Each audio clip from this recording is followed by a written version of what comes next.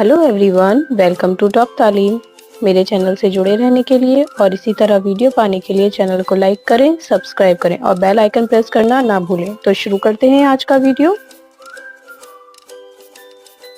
आज हम आपका सीबीएसई का प्रीवियस ईयर पेपर करेंगे। ये आपका 2025 का क्वेश्चन पेपर है सीबीएसई का, और ये उर्दू बी का है। उर्दू कोर्स बी के लिए है। इसमें आपको जो टाइम मिलता है वो 3 आवर्स का है और कुल मार्क्स 80 होते हैं। और इस पे आपको यहाँ पर इंस्ट्रक्शन दी गई है कि कितने सवालात हैं और उनकी तादाद कितनी है। अब आते हैं अपना हिस्सा अलिफ की तरफ, यानी कि सेक्शन ए, जो रीडिंग एंड कंप्रहेंशन पे है। जो पहला सवाल है वो इसका गैर दरसी नसरी इक्तिसाब से है। इसको गौर से पढ़िए और इसमें जो पूछे गए सवाल हैं उनके सवालों के जवाब आपको देने हैं।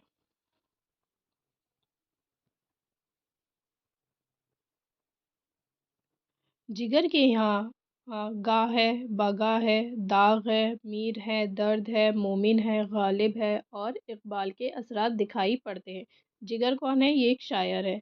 और ये दाग, मीर, दर्द, मोमिन, गालिब, इकबाल, ये सब भी क्या है? शायर है। और इनकी शायरी के असरात कहाँ मिलते हैं? जिगर की शायरी में।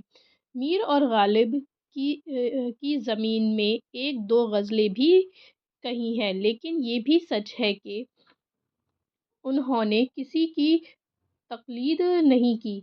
जिगर को बचपन से न सिर्फ माली परेशानियों का सामना करना पड़ा, बल्कि वालिदैन और मेहरबान चचा के इंतकाल के बाद अज़ीज़ों व अक़राब से दूरी, दरबदरी की सदामत और इश्क में नाकामियों की वजह से शदीद ज़हनी, जज़्बाती और रूहानी अज़ियतें भी बर्दाश्त करनी पड़ी। इस वजह से उनके कलाम में सोज़ व गुरेज़ पैदा हुआ।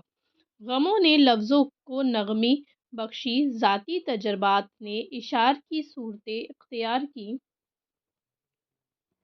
यही वजह है कि उन्हें और उनकी शायरी को कबूल आम हासिल हुआ। अब इसके सवालात देखेंगे क्या है।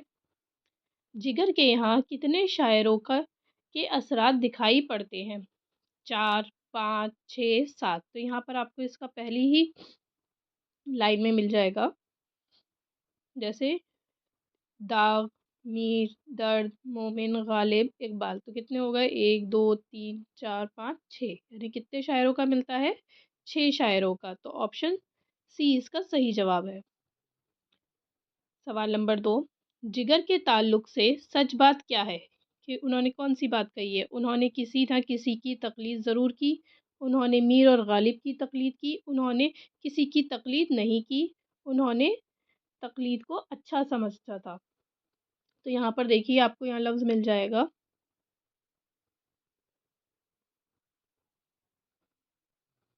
उन्होंने किसी की भी तक़लीद नहीं की थी। तो इसका ऑप्शन सी सही हो जाएगा। दोनों का ऑप्शन सी ही है। अब आते हैं सवाल नंबर 3, जिगर के कलाम में सोज़ व गुरेज़ कैसे पैदा हुआ? ज़िंदगी की परेशानियों की वजह से, अच्छे उस्ताद की वजह से, बहुत ज़्यादा मेहनत करने की वजह से, शायरी का बहुत शौक़ होने की वजह से। तो ज़िंदगी में परेशानी की वजह से सोज़ व गुरेज़ आया था। ऑप्शन ए इसका सही जवाब है। इशार की सूरतें बनने का सबब क्या था? किस सबब में बनी थी?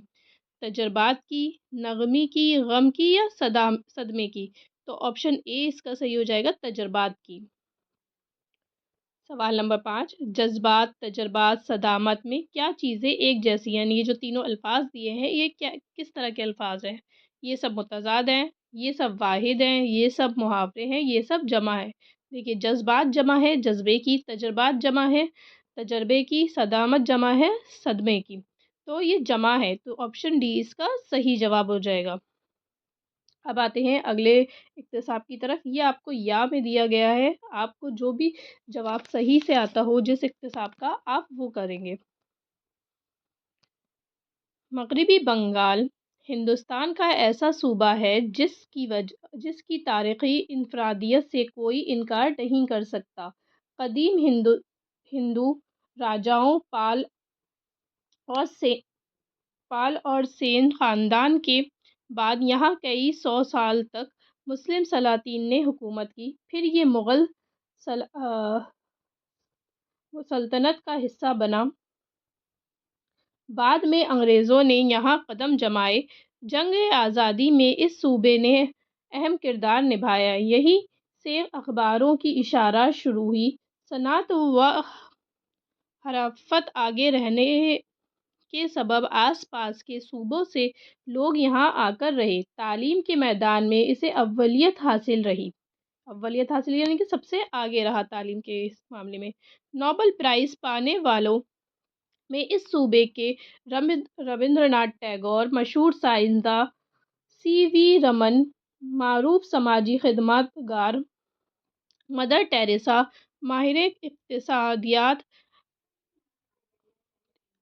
अमर्त्य सेन और मुतब्बर माहिर माशियात अभिजीत बनर्जी के नाम इसे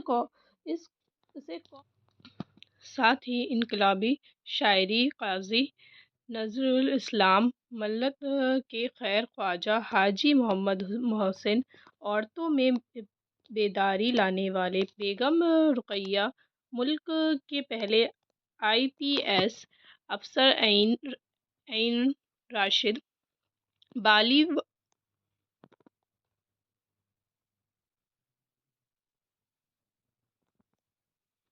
बॉलीवुड में अपनी आवाज़ का जादू जगाने वाले गुलकार मोहम्मद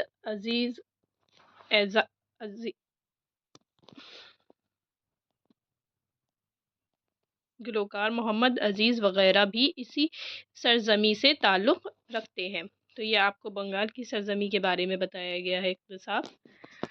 किस सूबे की तारीख़ी इनफ़रादियत है? तो ये हो जाएगा बेटा, देखिए, उत्तर प्रदेश, कर्नाटक, राजस्थान या मगरबी बंगाल।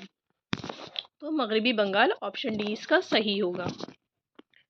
सवाल नंबर 2, मुस्लिम सलातीन का दौर हुकूमत कितना था? तो ये 16 साल, 100 से ज़्यादा साल, चंद साल, आज़ादी से पहले तक। तो ये जाएगा 100 से ज़्यादा साल, ऑप्शन बी इसका सही जवाब होगा। मगरबी बंगाल को किस मैदान में अव्वलियत हासिल रही है?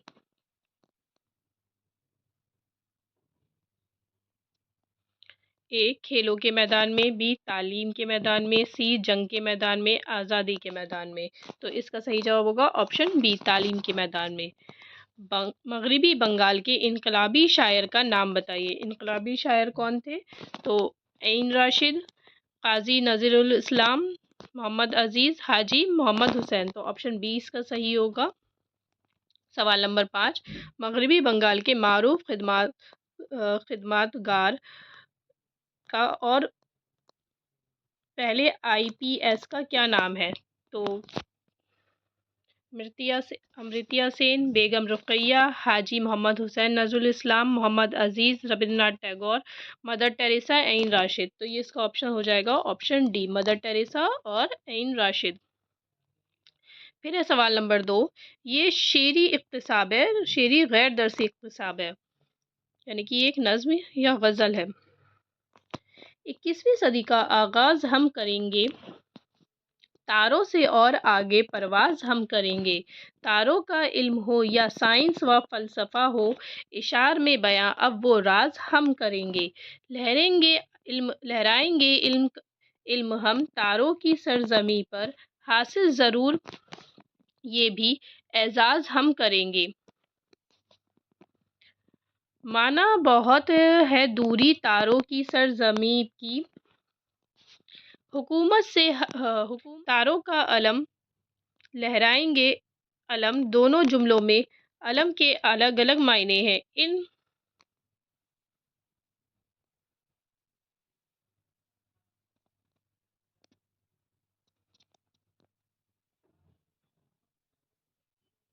तारों का इल्म लहराएंगे अलम, दोनों जुमलों में अलग अलग इल्म के मायने आए हैं।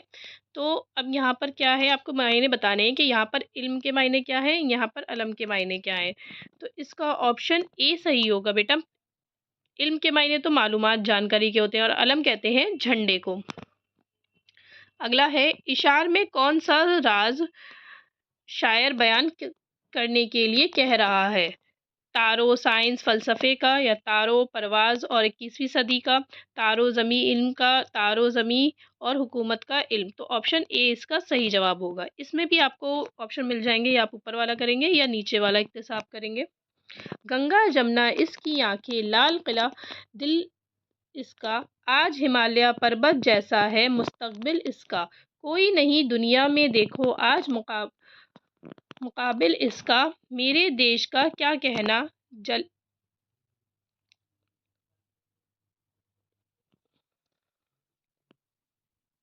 जलियांवाला राज सिंह सन आज़ादी का तख्त व ताज, जामा मस्जिद इसकी इज्जत बिरला मंदिर इसकी लाज, रोज सवेरे सरगम गाती कुदरत लेकर अपने साज, मेरे देश का क्या कहना। तो इसमें देखिए क्या सवाल दे रखे, मेरे देश से क्या मुराद है, तो हिंदुस्तान है बेटा।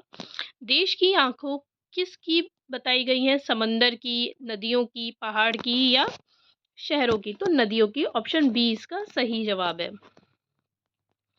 अगला है तीसरा सवाल, हिमालय क्या है, वादी, पहाड़, जंगल, मैदान। हिमालय हिंदुस्तान का पहाड़ है। देश की इज्जत और लाज क्या है, गंगा जमुना, लाल किला, मस्जिद व मंदिर, हिमालय। तो देश की लाज क्या है बेटा,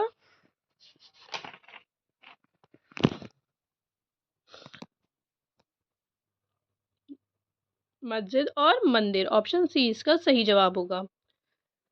सास के साथ सरगम कौन गा रहा है, कुदरत गा रही है। अब आते हैं सवाल नंबर 3। ये भी आपका इक्तिसाब है, लेकिन आपका दरसी इक्तिसाब है, यानी कि आपकी बुक से पूछा गया है। उन्होंने कमज़ोर तबकों की तालीम के लिए कई इदारे कायम किए, स्कूल और कॉलेज खोले, मर्दों के साथ की तरक्की पर भी तवज्जो दी, उनके लिए समाज में बराबरी की हकूक़ की अव्वल वकालत की। डॉक्टर अंबेडकर ने हमेशा इजात और यगानत पर जोर दिया, उनका अहम कारनामा मुल्क का दस्तूर है। जब हमारा मुल्क आज़ाद हुआ तो उनका दस्तूर बनाने की जिम्मेदारी उनको सौंपी गई, इसलिए उन्होंने भारत के दस्तूर का मामिर कहा जाता है। यानी कि ये सबक किसका है, डॉक्टर भीमराव अंबेडकर का है। कमज़ोर तबकों के लिए डॉक्टर अंबेडकर ने किस तरह के इदारे खोले, स्कूल, कॉलेज, मदरसे, यूनिवर्सिटी या मकतब। ये स्कूल, कॉलेज खोले थे, ऑप्शन ए इसका सही जवाब हो जाएगा। मर्दों के साथ साथ किसकी तरक्की भी तवज्जो दी, तो उन्होंने किसकी दी थी, लड़कियों की, ऑप्शन बी इसका सही जवाब है। मुल्क की आज़ादी के बाद डॉक्टर अंबेडकर को क्या जिम्मेदारी सौंपी गई थी, दस्तूर बनाने की, यानी कि हमारा कॉन्स्टिट्यूशन, संविधान बनाने की उनको जिम्मेदारी दी गई थी। डॉक्टर अंबेडकर हमेशा किस पर जोर दिया करते थे, भाईचारे पर, लड़ाई झगड़े पर, बराबरी पर, इत्तेहाद और यकानत पर। तो इसका ऑप्शन डी हो जाएगा, इत्तेहाद और यगानत पर। ये इक्तिसाब किस सबक से लिया गया है, तो ये कौन सा सबक था, डॉक्टर भीमराव अंबेडकर से लिया गया है। यहाँ पर देखिए आप ऑप्शन सेम ही हैं सारे, doctor Ambedkar, doctor Bhimrao Ambedkar, doctor Bhimrao Sakpal, Baba Saheb Ambedkar, इनके तीनों उन्हीं के नाम है, लेकिन जो आपके सबक में जो नाम दिया गया है वो ये है, डॉक्टर भीमराव अंबेडकर, सही हो जाएगा। अब आते हैं सवाल नंबर 4 की तरफ। ये आपका दरसी शेरी इक्तिसाब है, शेरी नज़्म दी गई है दुनिया जिसका नाम नुमाया, ये और तरह की बस्ती है, जो महंगों को तो महंगी है और सस्तों को सस्ती है, यहाँ हर दम झगड़े उठते हैं, हर आन अदालत बसती है, गर मस्त करे तो मस्ती है और पस्त करे तो पस्ती है, कुछ देर नहीं अंधेर नहीं, इंसाफ और अदल परस्ती है, इस हाथ करो उस हाथ मिले, सौदा दस्त बस्ती है। तो इस पे सवाल क्या है, ये इशार किस नज़म के लिए गए हैं? हम्द से, नेकी बदी से, पहाड़ों गिरहरी से, कदम बढ़ाओ दोस्तों से। तो ये इसका ऑप्शन बी सही हो जाएगा, नेकी और बदी है ये नज़्म है आपकी। इन इशा इन इशार के शायर का क्या नाम है? नज़ीर अकबर आबादी, मिर्ज़ा गालिब, इकबाल, मीर तक़ी मीर। तो ऑप्शन ए इसका सही हो जाएगा, नज़ीर अकबर आबादी। दुनिया दुनिया किन लोगों के लिए महंगी है? सस्तों के लिए, मालदारों के लिए, गरीबों के लिए, महंगों के लिए। महंगों के लिए, ऑप्शन डी इसका सही जवाब हो जाएगा। अगला सवाल है, यहाँ हर दम झगड़े उठते हैं, इस मिसरे की किस जगह किस तरफ इशारा किया गया है? गांव की तरफ, शहर की तरफ, दुनिया की तरफ, हिंदुस्तान की तरफ। तो ये दुनिया की तरफ, ऑप्शन सी हो जाएगा। सौदा कैसा है? महंगा, सस्ता, अच्छा, दस्त बस्ती है। तो दस्त बस्ती है, ऑप्शन डी इसका सही हो जाएगा। हमारा हिस्सा अव्वल मुकम्मल हो गया। अब आते हैं हिस्सा बा की तरफ, यानी कि सेक्शन बी। ये आपका राइटिंग स्किल पे मुश्तमिल है। इसमें आपको सवाल नंबर 5 में क्या दिया है? किसी एक उन्वान पर कम से कम 250 अल्फाज पर मुश्तमिल एक मज़मून लिखना है। 3 दिए गए हैं आपको मज़मून, किसी एक पर लिखना है। तंदुरुस्ती हज़ार नेमत है, यानी कि जो सेहत है हमारी, वो हमारी नेमत है, यानी कि खुदा की तरफ से। तो उसके ऊपर आपको करना है कि हमें अपनी तंदुरुस्ती को कैसे कायम रखना चाहिए, कैसे अपनी सेहत का ख़्याल रखना चाहिए। फिर है स्कूल का सालाना जलसा, एनुअल डे के ऊपर आपको इस पे लिखना है।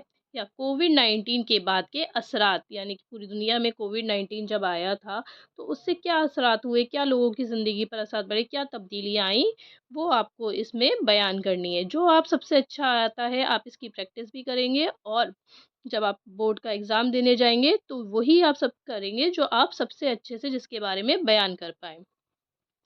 अब आते हैं सवाल नंबर 6 की तरफ। सवाल नंबर 6 आपका, इसमें भी 2 ऑप्शन दिए गए हैं कि इसमें क्या बताया गया कि आपका नाम शहज़ादा या शहज़ादी है, ये आपका मकान नंबर है, आप पुणे में रहते हो महाराष्ट्र में, आपने हाल ही में 9वीं जमात में पास की है और 10वीं में अब आपका दाखिला हुआ है। तो अब आपको नए कोर्स के लिए कुछ किताबों की ज़रूरत है, इसलिए आप वर्ल्ड बुक स्टोर मंगल दास रोड पूना को ख़त लिख रहे हैं अपने लिए किताबें मंगवाने के लिए, और नीचे आप उसकी फ़हरिस्त फ़हरिस्त बोलते हैं, लिस्ट भी तैयार करके दोगे कि आपको कौन-कौन सी बुक चाहिए। तो पहले आप इसमें अपना अपना पता लिखोगे।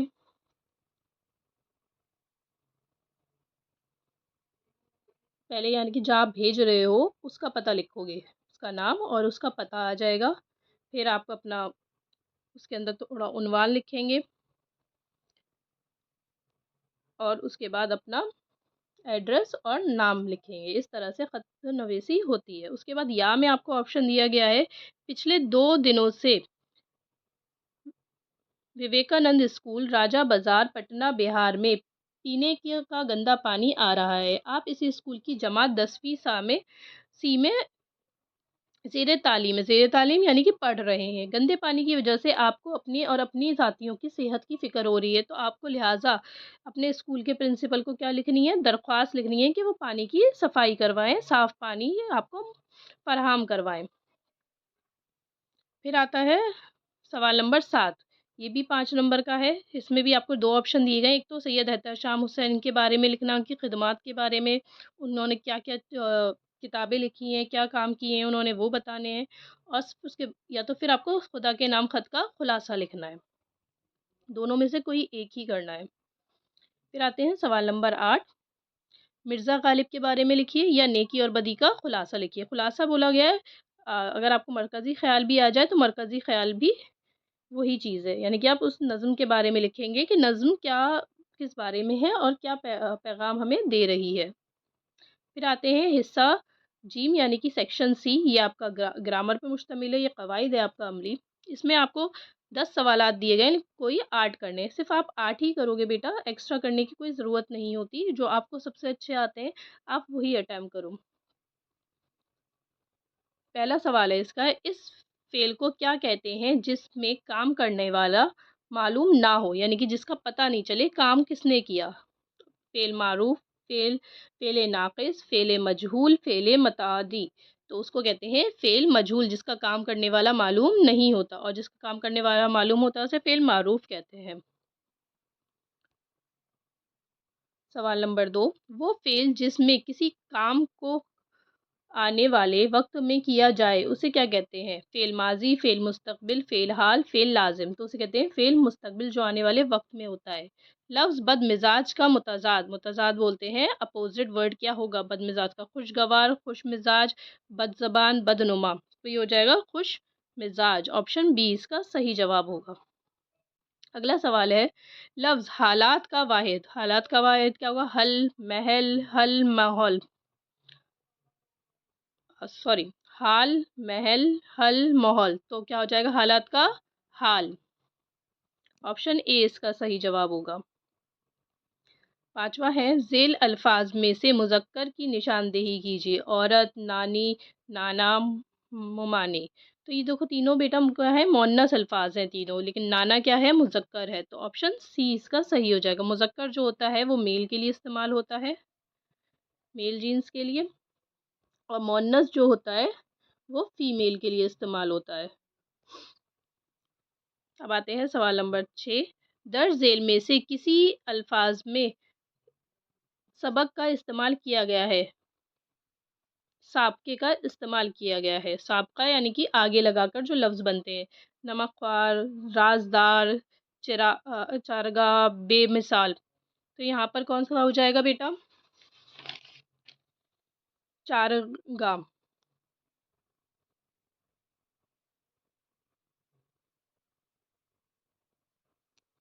दर्ज झेल में किस अल्फाज में साबके का इस्तेमाल हुआ है? साबका यानी कि जो पहले लगते हैं। नमकवार, राज़दार, चारगाह, बेमिसाल। तो देखिए क्या हो जाएगा इसमें? ख्वार ये भी पीछे लगा है, दार ये भी पीछे लगने वाला है, गाह ये भी पीछे लगने वाला है, लेकिन यहाँ पर बेमिसाल आगे लगकर लफ्ज़ बनाए तो ये हो जाएगा इसका सही जवाब। फिर है, ज़ेल में से जमा की निशानदेही कीजिए। जमा वाला अल्फ़ाज़ कौन-सा है? गुरबा, मशगुला, दोस्त, एहसास। तो हो जाएगा गुरबा। गरीब से बना है गुरबा। जिस लफ्ज़ से किसी ख़ास चीज़ का नाम ज़ाहिर हो, उसे क्या कहते हैं? फ़ेल नाक़िस, इसमें मारूफ़, फ़ेल अम्र, इसमें नक़रा। तो उसे कहते हैं इसमें मारफ़ा। ऑप्शन बी इसका सही जवाब होगा। दर्ज झेल में से इसम नकरा की पहचान कीजिए। इसमें नकरा क्या है? दहली, किरनी, करी, करीना, शहर, अर्जुन। इसमें नकरा बताना है आपको। नकरा क्या होता है? जिससे किसी नाम का पता ना चले, किसी एक ग्रुप का पता चले, वो होता है इसमें नकरा यानी कि शहर। यहाँ पर दहली क्या हो जाएगा? इसमें मारफा। सवाल नंबर 10, झेल झेल में से लायकी की निशानदेही कीजिए। यहाँ पर आपको लायका बताना है। दरामद, अक्लमंद, बेदर्द, लापरवाह। तो ऑप्शन बी इसका सही हो जाएगा, अक्लमंद। अगला आता है सवाल नंबर 10, इसमें आपको मुहावरों को जुमलों में बदलना है। 4 हैं, सब एक-एक नंबर के हैं। जैसे कौन सा जुमला है? अपने आपे से बाहर होना, यानी कि बहुत ज़्यादा गुस्सा होना। जूतियाँ चाटना, छक्के छोड़ देना, हथियार डालना। इस पे आपको मुहावरे बनाने हैं। तो इसको देखिए बेटा कैसे आप मुहावरा बना, देखिए यहाँ पर आप कैसे मुहावरा बनाएँगे? आपे से बाहर होना। असलम और उसके दोस्त गुस्सा आने पर बहुत जल्दी आपे से बाहर हो जाते हैं। नंबर दूसरा क्या है? जूतियाँ चाटना। मौजूदा मौजूदा दौर में अक्सर नौजवान अच्छी नौकरी हासिल करने के लिए जूतियाँ चाटते फिरते हैं। छक्के छुड़ा देना। क्रिकेट मैच में हिंदुस्तान की टीम ने ऑस्ट्रेलिया की टीम के छक्के छुड़ा दिए। हथियार डालना। रज़िया सुल्तान ने अल्तुनिया की फ़ौज के सामने हथियार डाल दिए। अब आता है आपका हिस्सा बा। हिस्सा बा में क्या है? इसमें हिस्सा दा जो है यानी कि सेक्शन डी, इसमें सवाल और जवाब दिए गए हैं। जैसे क्या है सवाल पहला, एक आग जलाना सीखने के बाद इंसानी ज़िंदगी में क्या तब्दीलियाँ आई? तो इंसान अपनी कुओं और गारों में आग जला करता था, लगा, और इससे इसमें जानवरों का गोश्त और चंद फलों और चीज़ों को भूनने लगा था। फिर है दूसरा, इल्तुतमिश की क्या वसीयत थी? इल्तुतमिश की वसीयत ये थी कि मेरे मरने के बाद मेरी बेटी रज़िया को दिल्ली की हुकूमत दी जाए।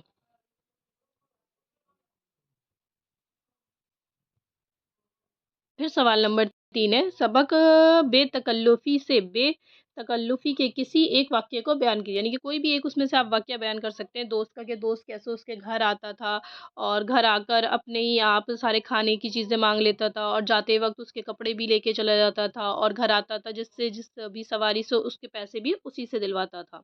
तो कोई भी आप एक किस्सा इसमें बयान कर सकते हैं। फिर आते हैं सवाल नंबर 12 की तरफ। इसमें ये दो एक-एक नंबर के हैं। भारत के दस्तूर का मामर किसे कहा जाता है? भारत के दस्तूर का मामिर डॉक्टर अंबेडकर को कहा जाता है। सवाल नंबर 2, सबक पोस्ट मास्टर कैसा आदमी था? सबक पोस्ट मास्टर यहाँ पर सबक तो नहीं, पोस्ट मास्टर होना चाहिए था। सिर्फ़ पोस्ट मास्टर कैसा आदमी था? या सबक खुदा के नाम खत में जो पोस्ट मास्टर है वो आदमी कैसा था? पोस्ट मास्टर एक खुशमिज़ाज और दर्दमंद आदमी था। फिर अगला सवाल आता है, किन बातों से खुदा की कुदरत का पता चलता है? दुनिया की हर एक छोटी बड़ी चीज़ों को देखकर खुदा की कुदरत का पता चलता है। अगला सवाल है, मीर की गज़ल के एक शेर में खानाए खराब किसे कहा गया है? तो मीर की गज़ल के एक शेर में खानाए खराब शायर ने किसको कहा है? खुद को कहा है। फिर अगला सवाल है, सवाल नंबर 14। इसमें भी ये आपके एक-एक नंबर के सवाल आते हैं और ये आखिरी सवाल है। ये 3 सवाल हैं इसके अंदर। काबे जाने से शायर को शर्म क्यों आती है? काबे जाने से शायर को शर्म इसलिए आती है क्योंकि उसने अपनी ज़िंदगी में इस कदर गुनाह किए हैं कि अब उसे वहाँ जाने में शर्म महसूस हो रही है कि वो किस तरह खुदा के सामने हाज़िर और नाज़िर होगा। फिर दूसरा है, दूसरे मिसरा लगाकर शेर पूरा कीजिए। नहीं है चीज़ निकम्मी कोई ज़माने में। तो इसके बाद क्या आएगा? कोई बुरा नहीं कुदरत के कारखाने में। मिसरे मुकम्मल करने को आपको दिए जाते हैं। दर्ज ए शेर के शायर कौन हैं? कोई पहाड़ ये कहता एक गिलहरी से, तुझे हो शर्म तो पानी में जाके डूब मरे। किसका शेर है ये? अल्लामा इकबाल का शेर है। तो इस तरह ये आपके 14 सवालात पूछे जाते हैं। पिछले साल किस तरह से सवालात आए, आपको इससे आने वाले पेपर में काफ़ी इससे आपको हेल्प मिल जाएगी और मैं आने वाले वीडियो में आपसे सैंपल पेपर भी डिस्कस करूँगी। तो आपको मेरी वीडियो पसंद आई हो तो इसको लाइक करें और चैनल को सब्सक्राइब करें। Thank you.